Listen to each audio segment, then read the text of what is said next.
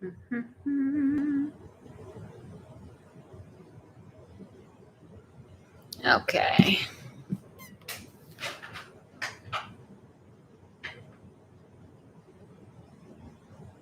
Live.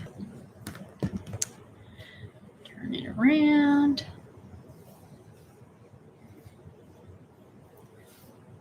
Okay, hello. We are live. Let me pull up my questions.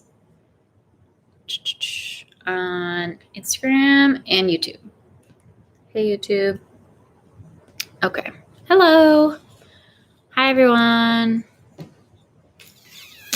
Let me... No.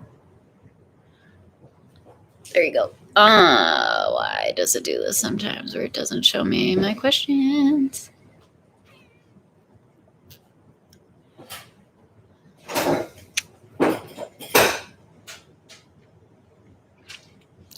Hi. No, it's not showing me my questions. Hold on. Let me try to find these. Hold on one second. Okay, hold on one second. I'll be right back. I'm just going to go get them because they won't let me do this in the live. Sorry. Hold on one second.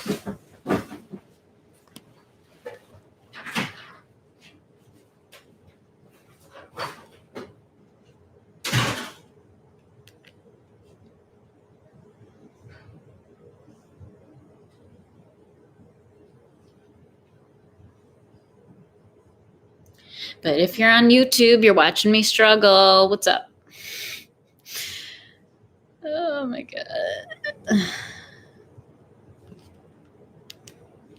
Sometimes it works and sometimes it doesn't. It's like really annoying, honestly.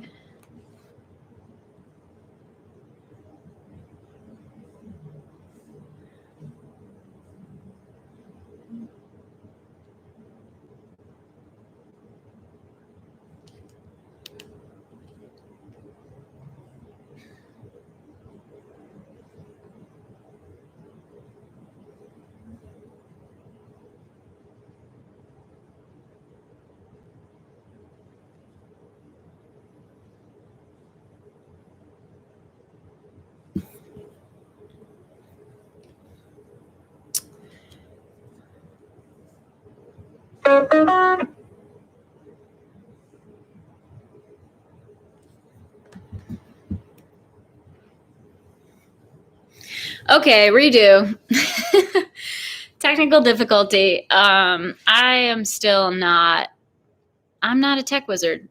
So thank you for rejoining with me. Sorry about that. Sometimes it pulls up my questions like in the little bottom bar, and sometimes it doesn't. It's really nice and convenient when it does, but alas, it did not. So I had to take some screenshots, but now I got them. Okay, so let's start answering some questions. First one, really easy. This was asked by two different people is, when is your Ballston location opening? Soon. So we have, obviously COVID delays and then construction. If you've ever done any kind of construction project or work with a contractor at all, you know about those delays. You can, whatever the end date is, just add 3 to 6 months. Good rule of thumb. So Ballston is slated to open like mid-September. So we're very excited. For anybody who doesn't know, we are planning on opening a location in Ballston. So that's in Arlington, like really close to Arlington, Virginia. We're really excited to be over in Virginia. So that it's coming very, very soon. And we will release more details about it as soon as we have more information about it. So we will keep you in the loop. Don't worry, it's coming soon. We're very excited. But yes, that was an easy question. And then now onto some plenty questions. There's a lot of questions, a lot of really good questions. So that's why I just definitely wanted to screenshot and make sure I got them all, because I could like remember a few off the top of my head if I have to, but I definitely didn't want to miss any of these. So first question, I'll start us right off, is for plants in ceramic without drainage, what to do besides repotting to prevent overwatering? That's a really great question because it kind of encompasses a lot of different factors. My nails. About this will happen when you literally just stick your hand in a bag of rock every day, over and over again. Why do I try? Anyway, so if you find a really awesome decorative planter, doesn't have a hole in it, kind of stinks. You kind of just have to think about your watering a little bit more and be a lot more careful. So the reason why we really encourage people to pot into clay or a breathable material and then also a pot with a hole is because it takes out a lot of guesswork. If there's a hole in the bottom of the pot, technically you can't overwater like in one sitting because you water it and water runs out of the bottom of the pot and then that's it. Anything that's extra is just going to flow away from the plant. And then the breathable material and the hole in the bottom also allow there to be more surface area. So the plant is drying out at an even rate. You know, nothing's hanging out at the bottom at all. So it makes it very foolproof. So that's why we always recommend pots with holes or natural material. It's not to say that you can't pot it into something that's like glazed all around or has no hole in the bottom.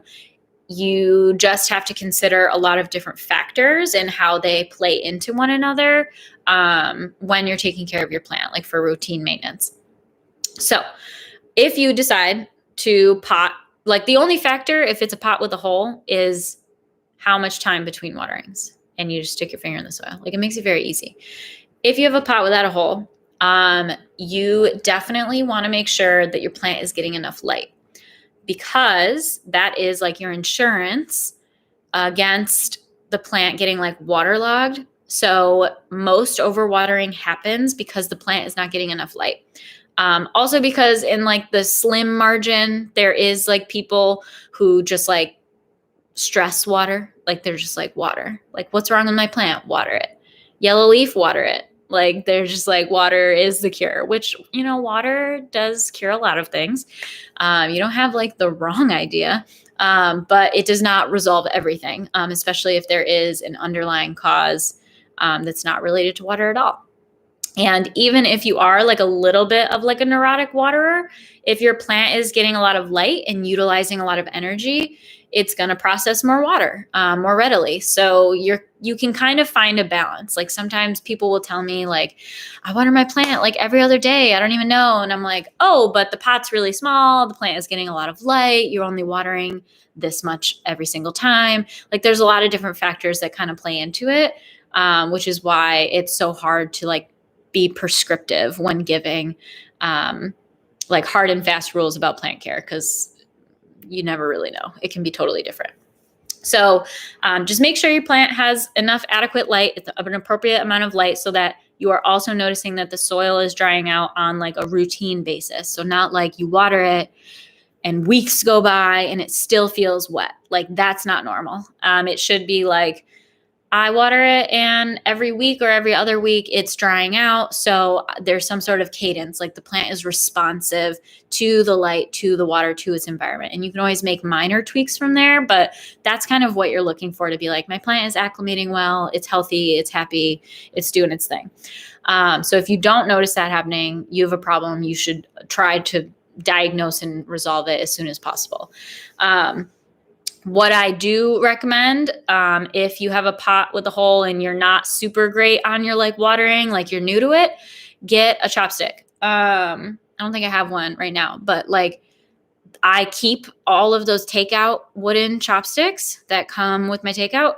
And if I have a pot without a hole, what I'll do is I'm like not sure, like the top feels dry, but like the pot still feels kind of heavy, or like, it hasn't been enough time. I take a chopstick and I stick it as far down into the soil as I can, and I pull it out And basically you're like testing the soil like you would test brownies.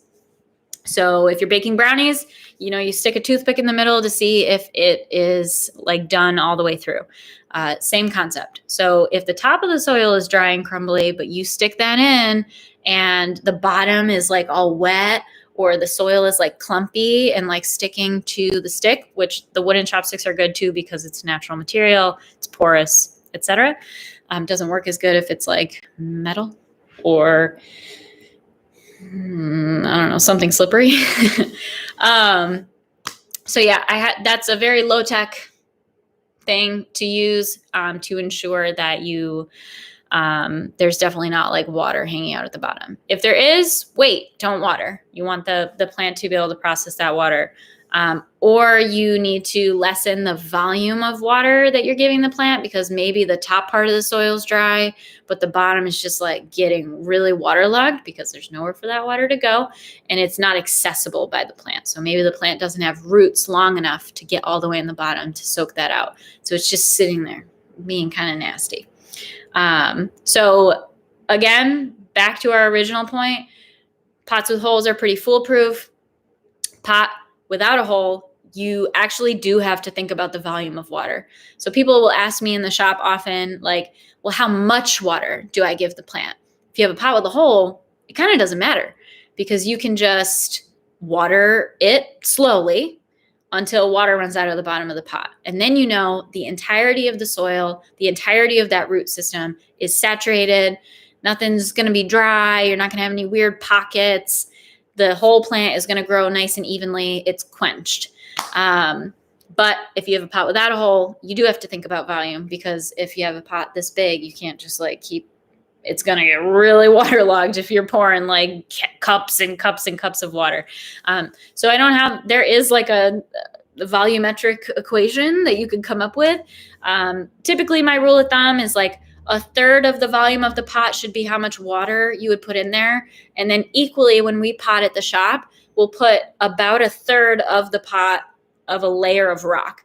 So that's kind of also your insurance of, okay, if the pot is this big, this is like a third, I'm going to leave a third of it as rock. And then there's somewhere for that water to drain to. But I should only be using a third of the volume of the pot in volume of water. So it should never really have to go anywhere. So you're kind of like coming at it from both angles. It's a little bit confusing. Just get a pot with a hole. If you love a pot that doesn't have a hole, you can get a masonry bit and drill a hole into it. It might break, but it's your choice. You can do what you want.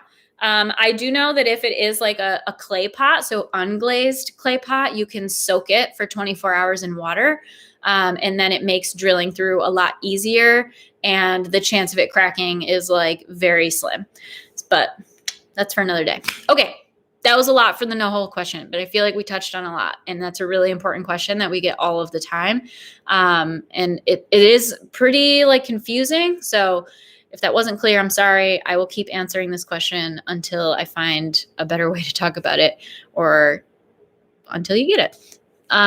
So next question. What is your best advice for rehabbing a struggling plant, 6-inch philodendron climber? So you really have to become a plant detective. And the best way to become a plant detective is to try different things with your plant to, like, if it's struggling, like, why is it struggling? How is it struggling? What are you seeing? Do you see anything on it? Do you see any bugs? Do you see wrinkled leaves? Do you see yellow leaves? Do you smell anything? Don't taste it. Use your senses. Like, try to experience what the plant is experiencing. Where is it in your home? Is it really far from a window, close to a window? How is it different? I like to Google plants and see where they're from native, like where they're native to, I guess is what I'm trying to say. So if you get a plant and it is euphorbia that's native to South Africa, and you Google it and you see where it lives, you will see it in this like scrubby savanna. or like a rugged coastline. So you're like, wow, this is a really tough plant that's used to like very extreme conditions. It's probably not happy in a dark, dank corner of my like English basement. It's not getting enough light, not getting enough airflow. I'm watering it too much because I don't really know what to do. You know what I mean? So try to have some empathy with your plant. Try to learn a little bit more about it and try to become a plant detective where you are like, because when you come into the store and you ask me, I'm going to play 20 questions with you. How long have you had it? Where does it live? What directions do your windows face? So if you can like produce that information, it makes diagnosing a lot easier. If you are trying to figure it out yourself, my recommendation to you is to change one thing at a time, because then you will concretely know whether that helps or not.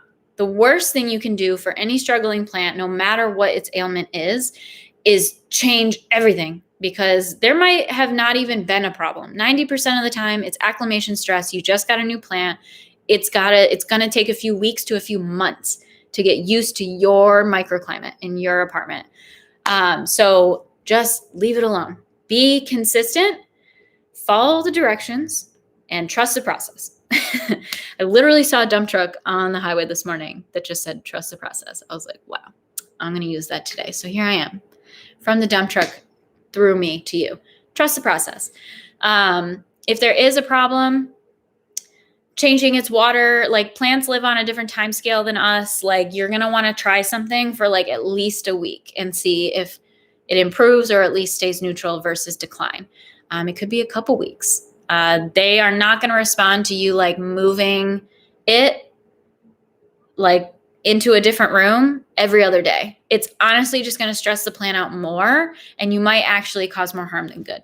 So just take a deep breath, try and diagnose what's going on, use your senses, get into the plant's mind, figure out where it's from, what it needs. And honestly, just call us. Like, just take some pictures of it, close up of any of the ailments, and then also far away, like where it lives in your house, and bring it into the store, and we'll let you know, because that's what we do. That would be my recommendation. Let's see. Next question is, what would you suggest for moving plants across the country, moving to LA? This user is Nicole, sorry. Nicole, hang tight, because I literally just wrote a blog about this. I've gotten this question a lot. A lot of people are moving and have been moving, like making the big move in the past year and a half. Because of COVID, it has afforded us, I guess, some positives of it is that, people are working remotely, or they're like, screw it, I'm going to move to where I want to live. Like, hell yeah, move to LA. That's great. I know so many people who's moved to LA. So blog is coming like next week. So hang tight. But in the meantime, my like quick and dirty about like moving to LA is, I just want to let you know, the movers will not move your plants. It is like literally in their contract. They don't do it. Because plants are really delicate. They're weird shapes, fragile. The back of the truck is not climate controlled. So like if you put it in a truck and it's going to be in that truck for like days, plants are going to die. There's no air. It's like 1,000,000 degrees, especially right now. So just be aware. Also, I think, especially in California, there's a lot of rules about transporting plants like across state lines. Some plants can be invasive, what have you. So you have to kind of like do your homework, or you just do it yourself, which honestly is probably what you're going to have to do anyways. So just plan for that. Plan for a trip to be, or a car rather, in your caravan to be your plant car. So with that, you might have to kind of limit how many plants you bring with you. If you have small plants that are pretty resilient, like pothos or philodendrons, you can ship them. Again, check your local laws and limitations on that. But some plants ship really well. Some plants don't. It's pretty obvious which ones do or don't. Plan to have them in your car if possible. Like if you have enough time, If you have some pottery that's like really important to you or like special or delicate, I would actually unpot those plants into plastic. It'll make them lighter, and you'll be able to like clean and pack your pottery and minimize breakage. And that way you can like pack the pottery in the moving truck, ship it with the moving company, and then you only have to deal with the plant. But yeah, more information coming. But that's kind of my like high level recommendation.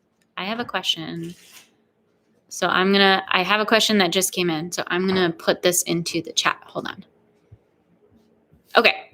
So the question is, repotted a heartleaf philodendron with succulent potting mix. She is, not happy. Should I amend with some richer soil on top? So again, if it's not happy, it could just be because it just got repotted, and like there's going to be a period of time that the plant just needs to acclimate. Heartleaf philodendron shouldn't really be like super sensitive to the potting mix. They're pretty resilient.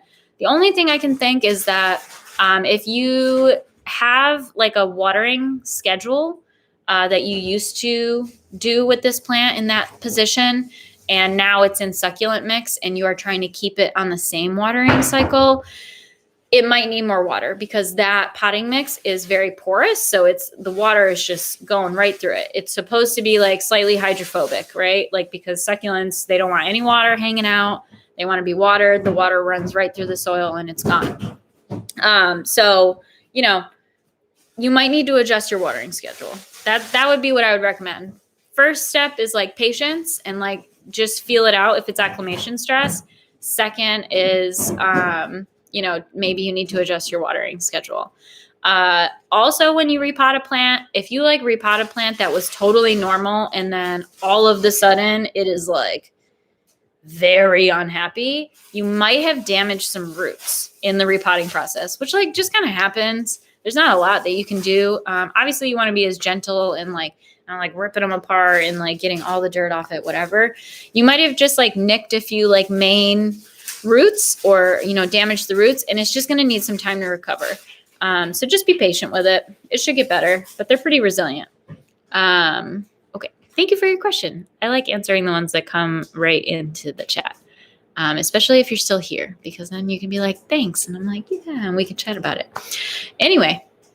All right, let's move on to another one. Wow. This is literally I have 3 screenshots of questions. And I've only barely gotten through the first one. I'm talking too much. Nah, that's the whole point. Okay. This next question is, my watermelon peperomia leaves are shriveling. What can I do? Okay. So if peperomias are a semi-succulent plant, so like when we feel their leaves, they're not thin. Like they have like some give to them. And they do store some water. So it's not like as succulent as a succulent, but it is semi-succulent. So that's why they're awesome, really awesome, easy houseplants, because they are very forgiving. If they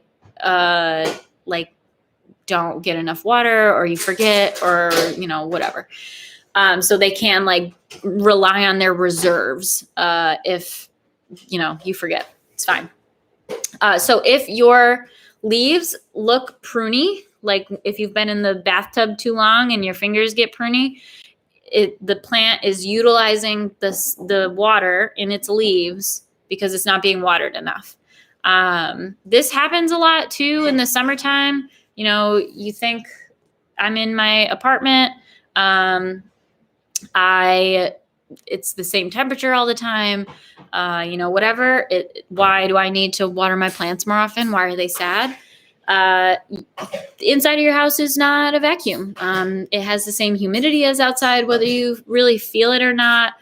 Even though it's cooler in our homes, there's still many more hours of daylight. The sun is more intense for longer.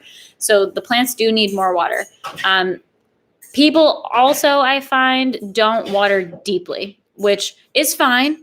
It's better to underwater, and it's good to have that habit, especially for the winter time, because plants don't need like a thorough drench very often, if at all, in the wintertime, because they're mostly like asleep.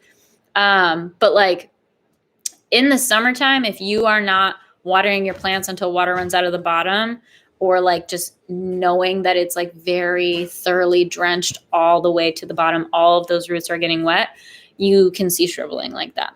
That'll happen. So just give it a little more water. See what happens. It should plump right back up too.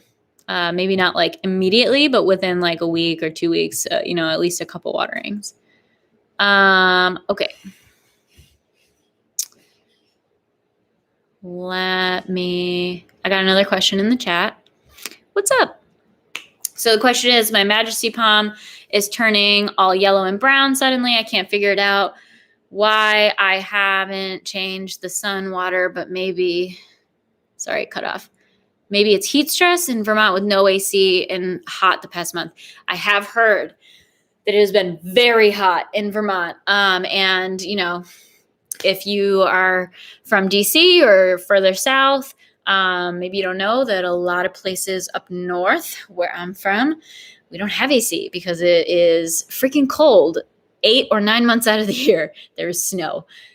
So we have lots of stoves, but maybe we don't have AC. So it's probably heat stress, especially if you've had this plant for a while and it's, acclimated to your home. If there's no, if it's not used to this level of heat at all, I find that palms are like a little sensitive, which doesn't seem logical because we think of palms as like outside in the sun, but like the palms that we keep in our homes are a lot more tender. So they can be a lot more susceptible to things like heat stress. Another thing that I will say about palms, it's a little spicy personal opinion that I feel about palms. There's only a few palm varieties that I like selling in the store that I would keep in my house that I feel confident about selling to people. Parlor palms, Majesty palms, cat palms, like these kinds of palms. Sometimes they can be really, really hard to keep, and they seemingly always have an issue because they are really susceptible to a lot of diseases. So you could do everything right, and they can just get a disease. It is for this reason that you actually can't buy and ship a lot of palms, nationally, internationally, because they carry a lot of diseases and they are very susceptible. So I know that there is like one disease that's called like yellow wasting disease or something like that. I'm not an expert. I've just like seen it, when procuring different types of plants from different vendors. And like you have to sign like waivers where they're like, it might die. Like if it goes into this environment where it's like humid enough or it's hot enough, like this virus thrives in that environment and this plant is very susceptible to it. So it could also be a viral thing. I would, try to keep its conditions as consistent as possible to keep it happy. Keep it really well watered, really thoroughly watered, no standing water. You could try to do like a neem treatment just in case it's scale or some other pest that's, easy to get rid of. But if it is a virus, it's kind of tough. We don't really talk about plant viruses often, but that's more of like a garden thing because the plants are outside. But it happens with houseplants. Houseplants are susceptible to it. Sometimes the plants just get sick and they can't get better. It stinks. Like blight happens. It's just kind of like a viral thing. And then palms can be really susceptible. So palms will break your heart. But try looking up like common palm viruses and see if what's happening to yours looks like any of those. But thank you for your question. Okay, I have one more question that was just submitted to me in the chat. This question is, I recently noticed mold and dust on the vents in my apartment. I had maintenance come to clean it. Plants immediately were super happy and flourishing. I didn't even know they were sad. Oh my God, I love this. It's not a question. Yes. So people think I'm crazy when I'm like, plants, if you like learn plant language, and you try to like get inside the mind of the plant, which like sounds a little kooky. But you know, plants are alive, they're living, they're breathing, they are experiencing our environments. And obviously I love plants, and I've learned a lot about plants that have made me make healthier choices, about things that I would never really even realize if I didn't have plants. But like, if you never open your windows in your apartment, like that's like crazy to me. People are like, why would I open my windows? And I'm like, because you need like fresh air. You need air circulation. Like never in my life would I have thought that, you know, I needed to like circulate the air in my environment or like the humidity. And now I have my like, here, it's right here. I have my little reader. I live for this thing. It tells me when my humidity is correct. All of these times I've like gotten sick or like had like scratchy throat and I'm like, am I getting sick? Like whatever. I needed a humidifier. Or like, you know, maybe I have allergies or something and it's because I didn't open my windows and there's like, you know, particle and dust and mold, like you're saying, that you would have never really thought. But the plants, they're out here like trying to help us out. They're trying to show us the way because we're lost a lot of the time. This thing is an AccuRite humidity and temperature reader. It's awesome. I want them to sponsor me. AccuRite, at AccuRite. Let's tag them. So it's backwards, or maybe it's just backwards for me. It tells you the humidity. Now it's high because I'm like breathing on it. But it tells that the day before, like the past 2 days, like the high and low, and then the temperature as well. So it's really awesome. I love it for when I go away too, to make sure that like it didn't get too hot in my apartment while I was gone. Obviously for like a weekend or something. It is $11 on Amazon. I actually just took the name of it that I found on Amazon and I Googled it and I bought it straight from them. It's the same price, but if you don't like Amazon, you can just support them directly or buy it on Amazon, live your life. And I love it. It's so awesome. It's such a good piece of information. You know, it's $11 and like, it's just going to give you, it's not like too much. It's not giving you barometric pressure, confusing, complicated. It's just enough. I have no connection. Okay, I'm back. Sorry. All right. I can't speak highly enough of this little thing. Go buy it. It's awesome. Oh my God, I'm so glad that you have it too. And you keep an air purifier and a dehumidifier. Like, you really cannot be out here doing too much. And your plants thank you for it. I just want to answer this last question that came up in the chat, just so I don't like, you know, whatever. Should I try to repot it? So this is regarding the palm that may have a virus. Should I try to repot it? It's pretty big now, but the new leaves aren't opening fully. Hopefully it's not a virus.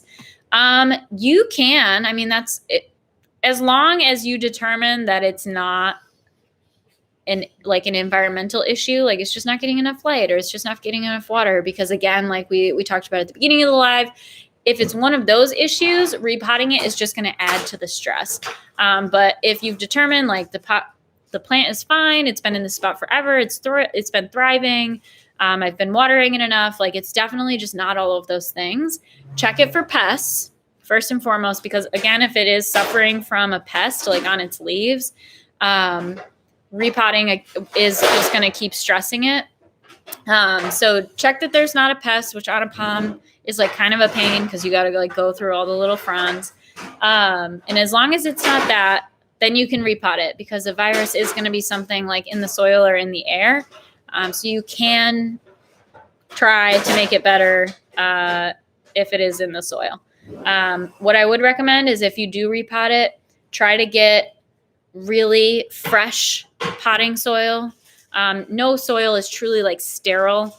But like if you're like getting soil at like Home Depot and it's like the bag is ripped and it's been outside on like the bottom of the pile in their garden center, not really starting from the best place.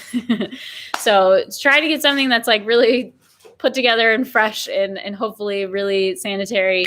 and get as much of that old soil off the plant as possible, and wash the pot. Use antibacterial soap, wash that pot out, rinse it really well. The outside, the bottom, the plate, the spot that it was in, everything, just sanitize it, like if it was sick. And then you can repot it. Expect that it's gonna pout for a little bit, but ultimately you might be able to help it recover from being sick. Hope that makes sense. Just think of them like people. Hope that makes sense. Again, I literally only got to one page of all of the questions that you guys submitted. So thank you so much for submitting your questions. I'm going to pick back up on the questions you submitted this week so that I make sure I answer everybody's. Thank you to everybody who submitted questions in the chat. I love, love, love.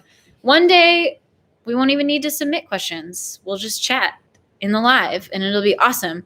But for now, I like the security of having questions to rely on in case nobody's here and I'm just talking to myself. But yeah, keep looking for the question box in our stories every Tuesday. And I will answer them every Wednesday at 6. So thank you so much for joining us again. And I'll see you next week. I hope you have a good rest of your week. Bye. Okay, bye YouTube. Bye YouTube.